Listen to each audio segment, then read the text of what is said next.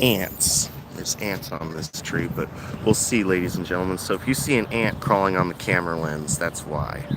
There's ants on this tree. I'm going to try and set up my little stand here. Okay, perfect. I'll just stand up on my tippy toes a little bit here. This works because Action News Now is kind of like right behind me, and we're trying to coordinate here, not talk over each other's live shots here. Wait for some people to get in. Sure I'm presentable. Hey everybody, the cameraman here. I'm outside the Butte County Courthouse. Today is Friday, May 31st. We just had the sentencing for Asadi Coleman, the shooter in the Greyhound shooting case that happened back in February of 2022. I believe we're about to have, matter of fact, let me switch over to doing an interview. I was just waiting for that to happen.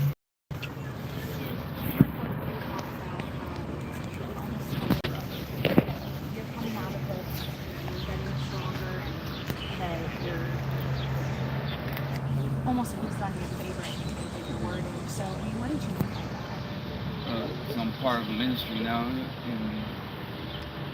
after being shot, it's like lifetime got a little rough. So one thing just led to another, and put me in this ministry, and surrounded by good people that actually care for me, And no, it would not have happened if this sad story didn't happen. You know what I mean? So that's what I meant by that. And quite a turnout in the courtroom today too. I mean, so much support in there. I mean, what was that like? Just seeing how many people have showed up. I guess you could just say one word. It was epic. Yeah, it was. Yeah. Try not to bring tears in my eyes. I mean, I wasn't expecting it. And you know, as somebody that's been covering this case since February 2022, every time I've seen you speak in any capacity, I'm always so amazed by your strength and how much you've persevered through all of this. I mean, what has kept you going and being able to keep showing up and being here? Honestly, that's all tough one right there. I don't know. The way I see it is, I have to go every day with a smile on my face. Because the minute I don't, like the second I don't, I'm all sad or I'll get that pity party. You know what I mean? I think I'll just start deteriorating. Life will go downhill. So one day at a time, just smile and be happy. You know what I mean? Smile's contagious. So make people laugh. And that's what makes the world go around. Not all this crazy stuff that's going on. And I remember during the trial you talked about, the children affected in this case and trying to make sure that they got to safety, and you played a big role in that. I mean, so seeing where Miss Dalton's daughter is at today, I mean, what was that like for you? I was actually really surprised. I didn't recognize her at first. She's growing up. It's only been like a couple of years, you know what I mean? I'm really happy. She seems like she's doing okay-ish, you know what I mean, for circumstances. I didn't get to see Liam, her brother, but I'm hoping he's doing okay. Yeah, he's a strong kid. He was wrestling when it happened, trying to look for moms. Surprised me how strong he was. And you also offered a little bit of forgiveness to Asadi Coleman today. Why was that important to you? If not, I can't just sit on it and dwell on it. You know what I mean? That just causes more problems in the future. I can sit there, I can hate them all I want, but what good does that do? You know what I mean? It happened. I'm hoping like maybe he'll find God while he's in there and become a better person. And is there anything else you'd like to mention? Anything about how you plan to move forward, or just any other lessons? I really want to keep in touch with those kids. I want to make sure they're okay. That's about it. That's my main thing right there, is stay in touch with them. So, other than that, one day at a time. That's it. Absolutely. Well, you inspire a lot of people, myself included. So thank you so much. I really appreciate it. And taking time to talk with me really goes a long way. Thank you for your background. Of course, not a problem. Thank you, Bobby. All right. You as well. Is there a donation or a GoFundMe link? I heard there was that being passed around to help get you some support. I'm not sure how that's going now. It was my stepmom that was trying to handle it, but I don't know how I want to do it if I was you. Okay, thank you. Yeah. I didn't know if that was still current or not. No, so I think she was just trying to get money, so because I never saw a dime of it. Right. So, then that's another story to be investigating there, right there. That's the thing too. Nowadays with scams, Yeah. people taking advantage of things like Yeah. this. Sure. But God bless you, sir. Thank you. Thank you. You ready, brother? Yeah. Over here, no problem. Yep. Yeah, no problem. Good to see you guys. So let me get a spot, ladies and gentlemen, where I'm not in everybody's way here. Okay, perfect. Well, there you go, ladies and gentlemen. You just heard from one of our shooting victims. He was the gentleman that is now paralyzed, and he also protected the children during the shooting that happened that night. Just wanted to clear up the GoFundMe too, because I heard some talks about that. And last live I did about this, I mentioned I was going to put the GoFundMe in, but I couldn't find a link to it. So now that goes to us why. But we just wrapped up the sentencing here about 15 minutes ago. It was about half an hour long. We heard from multiple victims, ranging from, I would say, very stern remarks to Mr. Robert Faber's comments there of, well, of course you wouldn't be able to hear him because, the courtroom didn't get my media request even addressed. But he went from, at one point telling Mr. Coleman, what's the words I'm looking for, if I remember correctly, that he's getting what he deserves, if you will, but also found somewhat of a level of forgiveness because in the prior situation he was facing homelessness and some other issues. Now he's surrounded by tons of people and has a place to stay. So in a way, he thanked Mr. Coleman while also, in a way, hoping he gets the punishment that he deserves. So that was quite, I would say, the most, what's the word I'm looking for, ladies and gentlemen? The most diverse of the impact statements. As the father of the two children that were affected, that lost their mother, his words were rotten hell of the, I think that puts it to the point of the majority of his comments.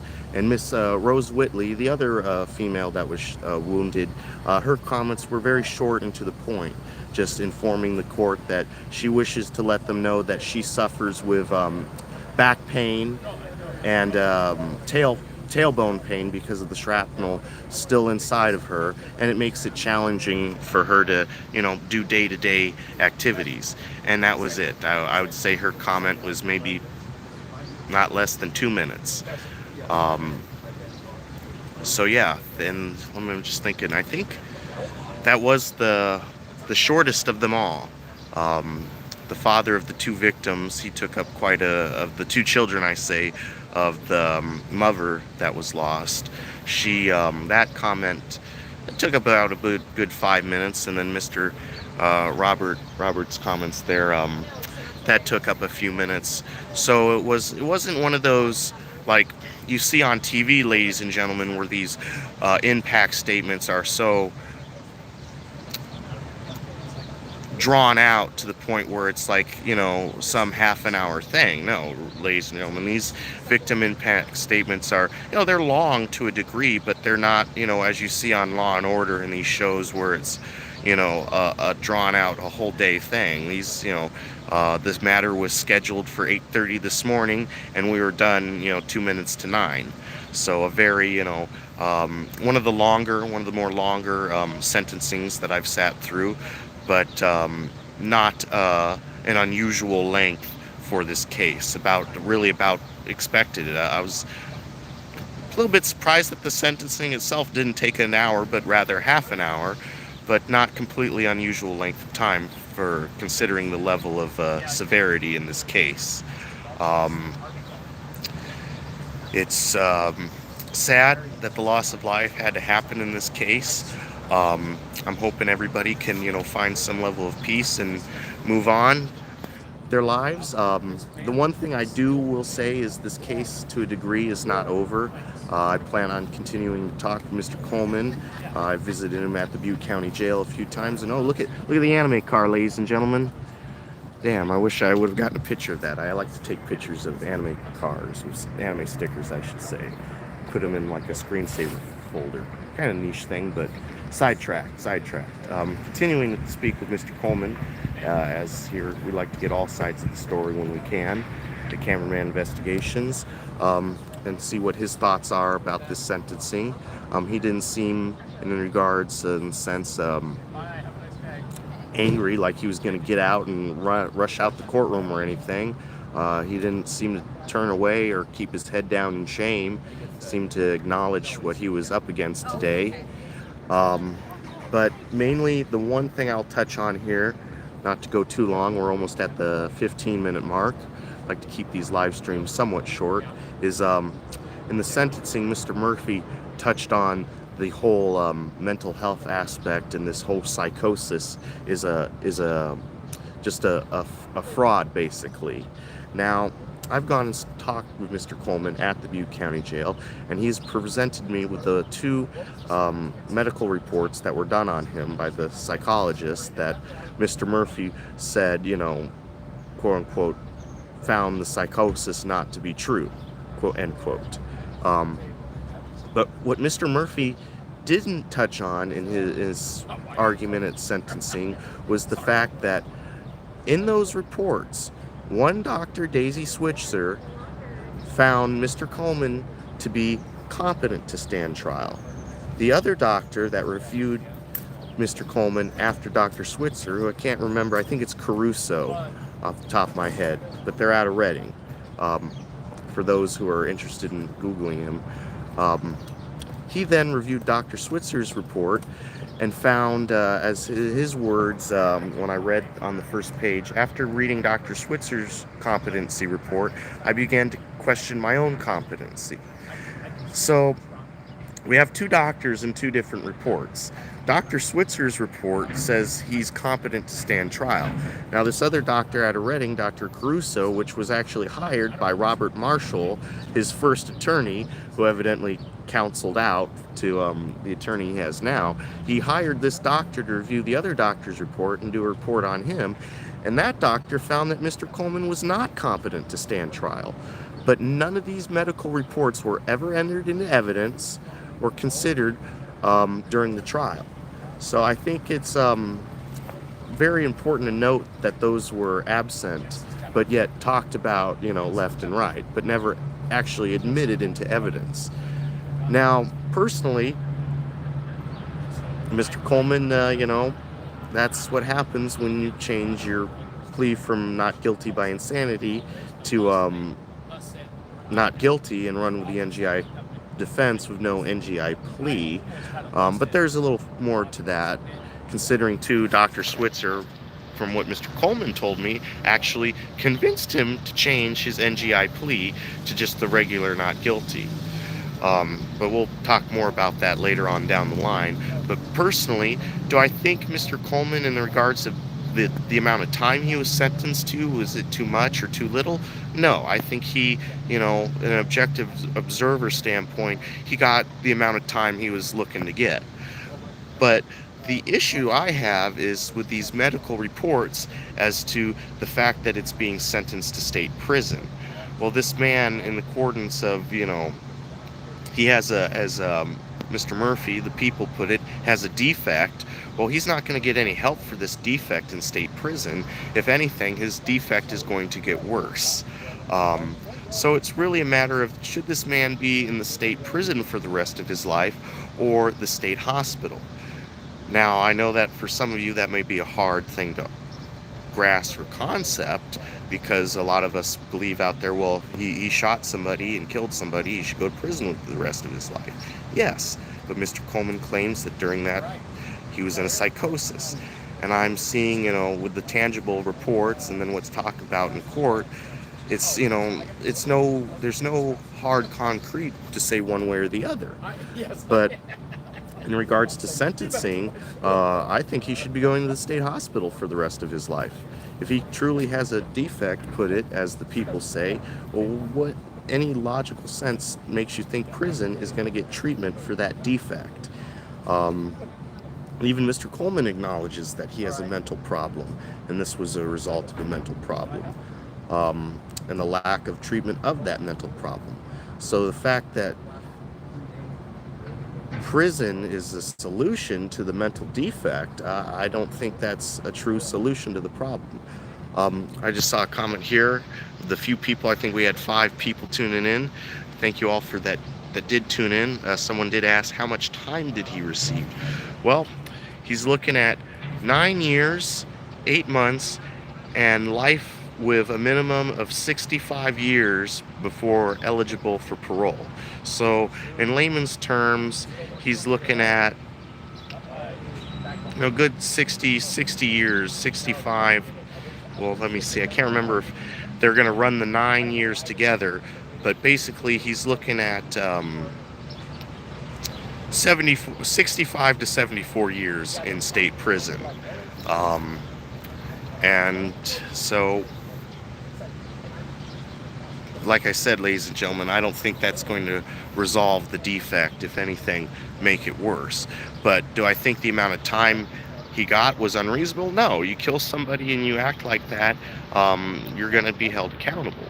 But do I think he should be sentenced to 65 years in the state prison, where he's just going to become an even worse person and probably end up killing another person as a result of his defect?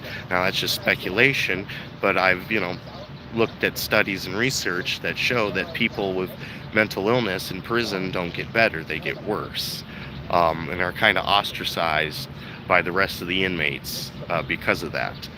I don't agree it should be in the state hospital. I don't agree it should be in the state prison. It should be in the state hospital. At least that way, for the rest of his life, he'll at least get some level of treatment for his defect. Because too, ladies and gentlemen, regardless of, prison is full of, all sorts of different colors, characters, and charges.